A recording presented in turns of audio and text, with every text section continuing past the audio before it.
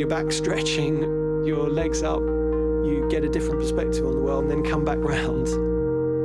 Normally somebody gets terrified of going all the way around and then realising that they can. There's a sort of art to doing it. There was no intention to design a chair. We have all sorts of experiments and tests we've tried, many of which go absolutely nowhere. But the occasional times where things really come together, that moment is exhilarating.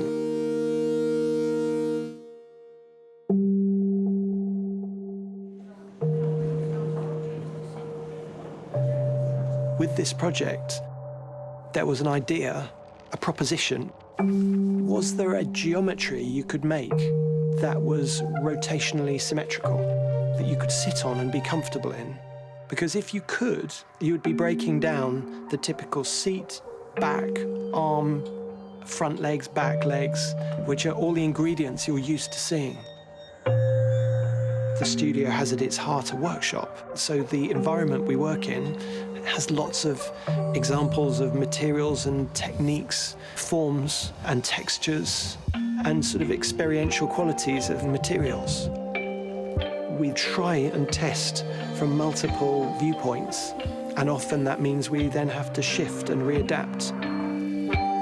So you'll then distill it back to the essence of that idea. So we were using clay and plywood to try different geometries. And then gradually there emerged something that did seem to work.